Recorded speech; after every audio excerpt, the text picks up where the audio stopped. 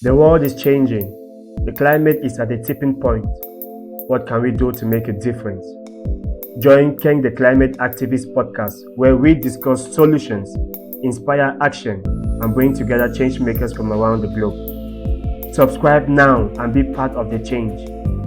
Hello, ladies and gentlemen. My name is Ken and you're welcome to the NCA podcast.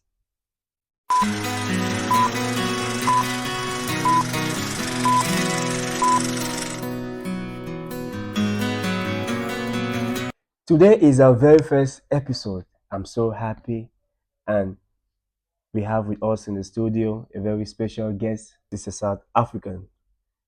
She's a lady, a strong lady for that matter, one which I have so much respect for.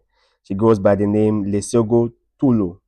She's a candidate natural scientist specializing in water resource management with a proven track record in water and sanitation provision. Currently pursuing a master's degree in water engineering, Lesego has a strong background in wastewater treatment, water safety planning, and process auditing. She has contributed to major projects with municipalities across South Africa, a member of the Water Institute of Southern Africa and SACNAPS. She is skilled in laboratory analysis, GIS applications, and technical reporting. Lesego is passionate about advancing sustainable water and sanitation solutions through research, technical expertise, and innovative engineering practices. Thank you for that lovely introduction. I'm really honored and privileged to be speaking to you today. And congratulations on your podcast. Thank you. Well done. Well Thank done. you. It's a pleasure to have you here. This is our very first episode, and I couldn't think of someone better to do this with than to do this with you, to be honest. Thank you. Okay, so let's get right on to business. Oh, So, can you walk us through your journey from studying water science and technology to pursuing a master's degree in water engineering? okay. Please allow me to answer that question in this way that my journey has been both challenging and motivational. Mm-hmm. I began with a strong foundation in water science, where I focused on understanding the physical, the chemical, and biological processes that govern water systems. So, this has equipped me with the necessary skills or tools in studying environmental monitoring, pollution, and environmental health, with also giving me the ability to then interpret data and identify critical issues that affect communities. And then I also realized that these challenges need practical solutions, and that's then what led me to engineering. So my commitment is not only for understanding environmental or rather um, systems that govern water resources, but also in designing systems that protect people as well as the environment. Wow, that's really, really interesting. Water is central to life, health, and development. Yet, many African communities still face serious water related challenges. Mhm. From your perspective, what are the most critical issues facing water systems today? You can talk about in the context of your country, South Africa, or Okay, in the African context in general. okay. I think in Africa, challenges are many. Yeah. Right now, you and I are in an arid region. So, water scarcity is a challenge. Droughts last longer. Rainfall, when it rains, we lack the infrastructure to store that rainfall. Yeah. So, water infrastructure, age infrastructure is a challenge, particularly in South Africa, where we have some systems that are over 50 years old. So, that now leads to burst pipes, leaks, pump failures, and sewage spills. That also impacts the quality of your water. So, water quality is also a challenge. And another challenge that I can think of is climate change, Okay. droughts and floods. So now what climate change does is that it also impacts or threatens food security in Africa. So, as a trained water engineer, how do you see the role of engineering in addressing these water challenges? Okay, so our roles as engineers is to provide solutions.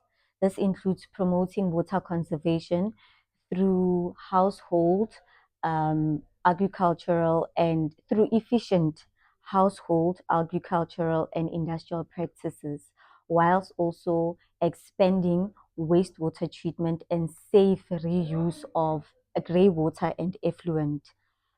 Also, it is applying integrated water resources management. This ensures sustainable use. Um, Public awareness, it not only encourages people to use or consume water responsibly, but it also uplifts or amplifies citizen science. And another solution would be to employ smart technologies, Mhm. IoT, AI, and GIS, because with a real-time data monitoring, it also helps in our management and in predicting risks. So the solutions do exist. I think they need political will. They also need investment as well as local adaptation, where we merge innovation and community wisdom. So, water engineering is still a male dominated field in many places. As a woman navigating this space, what has your experience been like? And what changes would you like to see for women in the future in this field? Okay, I'd say my experience has been both challenging and motivating. And yes, there are moments where there is underestimation or lack of representation in leadership spaces. But on the other hand, it has fueled my determination to excel and to create space for other women. So maybe what I would like to see is, okay, more gender inclusive policies. Okay. And I'd say mentorship. And another thing would be deliberate uh, placement of women in decision making roles in water governance and engineering projects. I think not engineering, but representation matters not only for fairness, but um, diverse perspectives. They lead to efficient innovation and effective solutions. Yeah, I think this particular question is one which has sparked a lot of controversies because a lot of women feel like they are being segregated in a lot of fields. Mhm. I think we shouldn't shy away from such topic. It should be discussed, and I think their voices also matters Definitely. because I think women they manage households. So I think it's all but important and imperative that they are included in some of the decision making in society that has to do with water. I agree. So yeah, I Yeah. do really resonate with that. So looking ahead, what will be your top three recommendations for African governments, institutions, or youth on how to secure a sustainable water future? Top three. Okay, I'd say the first would be to invest in resilient infrastructure and technology. Okay. And then second would be to empower the youth and women in water leadership, to build inclusive platforms where the next generation can can contribute to innovative ideas and community-centered solutions. And then third would be to strengthen science policy integration. because in that way, it will ensure that research informs decision making and that there is necessary or adequate funding in supporting those decisions for implementation. Yeah, those are my top three.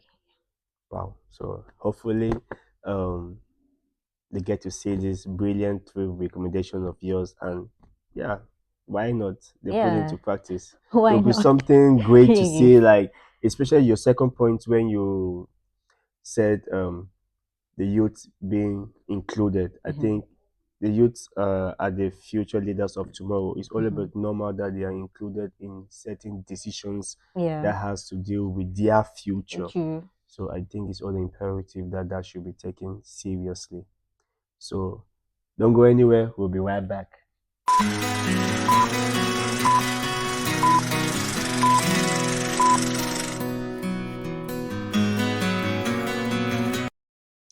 Let's go. It's been great having you around. Our very Pleasure. first episode. I think we've had a very interactive and a very educative discussion. I think with your experience and your technical know-how and all what you have said here today, our viewers out there that are going to watch this are going to really be satisfied with some of your answers, and why Okay. not all of your answers. And before we let you go, we have a quick take for you. Okay. So you just give us your sincere answers, like Okay. what pops up in your in your head. So, what's your favorite river or ocean? Hmm. I've never thought about that before. Do you have a favorite river or ocean? No, which one would you prefer? Would you prefer a river or you prefer the ocean?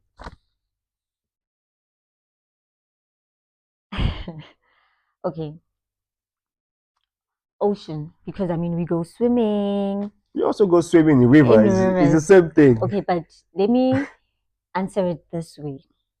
Because I'm from Gauteng, Mm-hmm. I'd say the Vaal River because it is one of South Africa's most significant river. It Oh. supplies water to Gauteng, the economic hub of the country, Mm-hmm. and also supports agriculture, industries, and power generation. So I'd say river and the Vaal River. Yeah. Okay. Fair enough. Mhm. So, what excites you more, field work or lab work? No, I'm comfortable with both, but I choose field work. Field Field work. work. Why? I mean, experiencing firsthand the challenges on site, Oh, okay. getting real time data as well. So, yeah, field work. Okay. Fair. So, one water technology you would love to see everywhere in Africa. Hmm. Uh, Maybe IoT. I would say. Yeah, Internet of Things. Okay. Internet of Things, low cost Internet of Things, um, enabled water monitoring sensors. They will allow for real time data and monitoring. And I believe the foundation to good management is having real time data. So, yeah, IoT, Okay. sensors. Yeah. Okay. So, thank you so much. It's been a pleasure.